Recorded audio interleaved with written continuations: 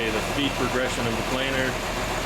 Lumber goes in through here and under these, between these feed rollers.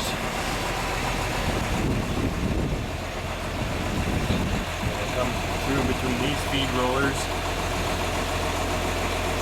And then under some weights, everything has to be kept nice and flat and stable. And it comes in through under this big planer head here.